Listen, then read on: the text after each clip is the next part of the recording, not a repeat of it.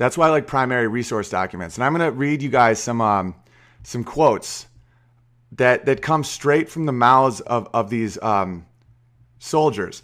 And war before this time was very heroic. It's still very heroic, obviously, but it was a different type of thing. It would be like all the president's kids would go to war, you know? And you don't see that now. You like the CEO of Apple's son would go fight at the front lines, you know, and they'd have like a helmet with a big plume on it, and they'd wear orange pants, and maybe like 0.1% of the troops died. They'd engage for a few hours in battle, and then it would kind of be over. You know, a massive loss on a battlefield was like 2,000 people.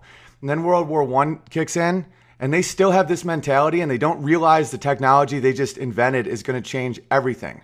To the point where, to put it in perspective, we lost between 600,000 and 700,000 people in the Civil War in America. That was the bloodiest war in our history. We still have wounds over it. You know, they lost that in 1 month. 1 month. Like, and that didn't stop from 1914 to the armistice of 1918, November 11th at 11/11. It didn't stop. They called it a meat grinder because it was the first time trench warfare was ever used, where you dug into the ground and you stayed there, and then there was no man's land between the two trenches, and you were there. And if someone died in no man's land, their body rotted in front of you for years, and you couldn't get them. And you slept in these trenches. Think about that. Think about you're sleeping. If you just do this with your head gets blown off, right? And then that guy's just there. So you can't move the guy. So now that guy is rotting, and you have to sleep there. Imagine the nightmares of being in a World War I trench with the poison gas everywhere and barbed wire and just constant shelling. There's still areas of France that you can't go today because of all the shells that are still in the ground. And these are the men that made World War II happen. That's something that I think we have to understand. World War I was still like normal dudes. And it took a lot of our heroes. That's one thing that happens is sometimes with catastrophic events, it'll select for characterizations of people to survive that you don't see coming, and it isn't good in the long term. Like, let's say, I'm 6'7", right? That's an advantage for breeding because women are attracted to tall men. But let's say like Genghis Khan would chop your head off if your head went above the certain level of a wagon wheel. So now if you're tall, you're all dead. And that'll happen in history, you know? Or if there's a shortage of food, I would die and I wouldn't be able to procreate, because I would need more food than a smaller guy. And then that becomes attractive. Obesity used to be attractive. Like really fat kings. Like if you were rich, you were fat. So chicks love fat guys, like big old fat dudes. And now that's reversed, where fat's almost a reveal of like being in a social class where you have to eat fast food. It's very fascinating shit. But so World War I selected for sociopaths to survive because anyone else died. Like true hero guys, like the guys that were just, or what it did, or also it took those guys and made them insane, because what you need to survive in that time, and it crushed you down to the point where you were just that pure will and no conscience, or else you died. Okay, this is a quote from a World War I guy in a trench. This is just an average soldier wrote this in a diary, and it blew my mind. It said, he wrote, "At last the day came when we left Munich. For the first time I saw the Rhine. I felt as though my heart would burst, like with joy, you know." He goes, I'm summing this up a little bit, but you know, he's talking about the pride he has in the Rhine and all the beauty of it. And then he said, "A damp cold night in Flanders. We got an iron greeting in the morning." That means shells. And feverish eyes, each one of us was drawn forward. The fight of man against man began. 4 days later, we came back, and even our step had changed. 17-year-old boys now looked like men. We didn't know how to fight properly, but we knew how to die like soldiers. We walked differently. Year after year, the romance of war was replaced by horror. The time came when every man had a struggle between the instinct of self-preservation and the admonitions of duty. I too was not spared of this struggle. Think about that. You're faced with that struggle is self-preservation versus duty. You know, everything in your body is telling you to run, run, run, but you have to stay. All right. When death was on the hunt, a vague something tried to revolt. It strove to represent itself to the weak body as reason, but it was only cowardice. A grave tugging and warning sunk in. The more the voice admonished one to caution, the sharper the resistance to the voice drew. After a long inner struggle, a consciousness of duty emerged victorious. By 1916, the struggle had been decided. At last, my will was undisputed. I was now calm and determined. Now fate could bring on the ultimate test without my reason failing. You know, he beat his instinct. He beat his self-preservation instinct in order to be a good soldier. This had happened in the whole army. For those who could not stand up to the storm, they were broken. And this officer rescued a guy in no man's land. And he was, yeah. And that guy, and the guy that just said that quote is, of course, Adolf Hitler.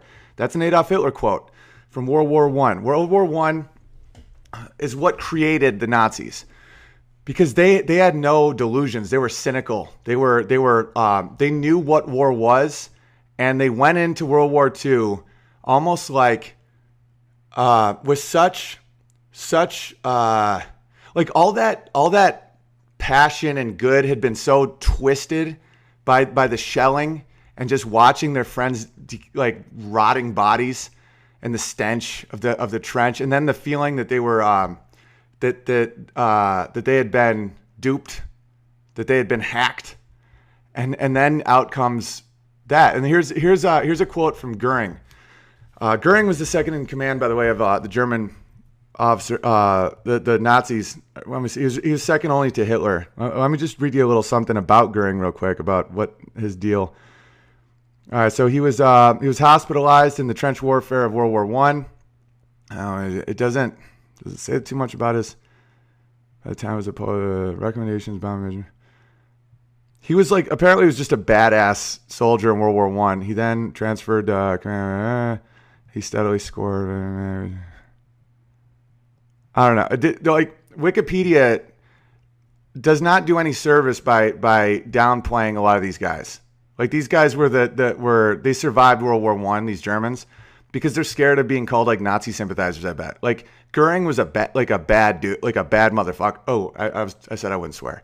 Goering was like, these guys were like World War I, they were like the best, they were the best of the best.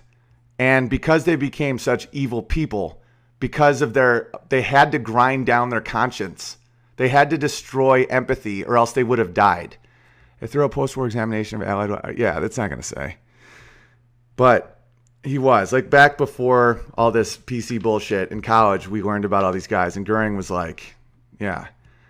And it ate through... I'll get to that in a second. All right, so from the Nuremberg Diary, because Goering... They captured Goering. He's he's the highest-ranking Nazi that they had and would interview. And this one arrogant little man... that's how I picture him. He's probably a good guy, but... He was asking Goering, like, but the people don't want war. And Goering said, why, of course the people don't want war. Why would some poor slob on a farm want to risk his life in a war when the best he can get out of it is coming home in one piece? Naturally, the common people don't want war. It is the leaders of the country to determine policy, and it's their job to bring the people along. Cynical, right? He's like, why would you want war? Why would you go in the meat grinder? And they ground down all the alphas. They ground down all the strongest and best men were all killed. Like the British Army was elite, right? And you had to be 5'8" to be in the army. And then 3 months later in World War II or World War I, now 5'5". 1 month later, 5'3". Think about that. They just kept, all their good guys just kept getting blown up. And I think that's almost happening socially right now, where it's like being honorable and calling out bullshit and being like what I consider to be good now gets you kicked out of the entertainment industry in LA. But that's okay, because that's a weakness for them. because this shit set up World War II. Like now World War I is full of just, between World War I and World War II, you just have these guys are the ones who survived. Goering, Hitler. These are the dudes who are like, we know what the fuck this is. They were the most cynical dudes ever. And, oh man, I wanted to read something else. I'm getting a little sidetracked. But that was the moment it all changed, because that's what changed the whole Middle East. By the way, the need for oil and refined oil and stuff from crude oil in the ground was around this time because they needed heat so desperately. Like socks, heat, blankets, food. These are the things that will actually take down an army more than any bullet would. You know, like the ability to make shells, the ability to stay warm. There was an unprecedented winter in the 1916 in France. It was like the coldest they'd ever seen. And they needed oil. And they had just found oil in the Middle East. And so by 1918, the world is traumatized. You know, because usually in an engagement on the battlefield, you engage and you pull back. They were engaged nonstop for 4 years, every day losing hundreds of thousands of people. So not hundreds of thousands, tens of thousands a day. Some days would be monstrous, but millions of people, they're young men, 16, 17-year-old boys, just all of them wiped out. And so this is a traumatized world. And in that world, you can go down some bad roads. And that's when they cut up the Middle East to get oil. And they did it in the frantic, feverish nature of war, not in the calm, collected thoughts. And that's another thing that opened up the world to communism. Because in that zone, you start saying like, oh, the market, that democracy, capitalism failed us. Look at what greed does. Look at what greed does. Communism's way worse. But this is why I'm against private prisons, because I love the market economy. I love capitalism because it makes everything cheaper and better. It innovates and it makes things efficient because it's the natural competition of the natural world, except in this bloodless universe of currency. You know, all currency is trust. That's why it's called bank and trust. Your belief in something makes it real, and it's just as real as wood, because your belief in it makes it real. This is worth $5. This is worth $2. That is real. And when you keep it like corporations are like an organism in a way. That's why it's called corpus. Corpus means body. And so you create these organisms so they can do battle, and we don't have this happen, right? So like it's lawyers, not infantry. You know, it's competition in the marketplace, not being killed by a kicking zebra. You know, and I find that to be much better. And people have to understand that this failure of capitalism came from the biggest explosion of technology that no one could handle, and no one knew how far it could go.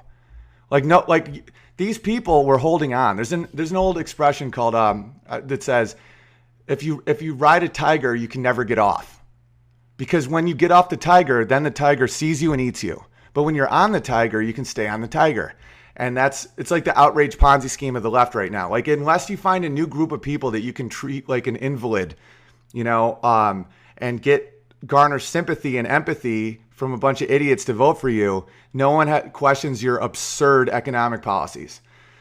And now they ran out of, you know, gays have more rights than anybody at this point, you know, and so now they're trans, and then they're trans children, and enough's enough. Like, no. So a lot of people from the Rogan podcast kept writing me that they love the phrase when I said it's a hill I'd die on.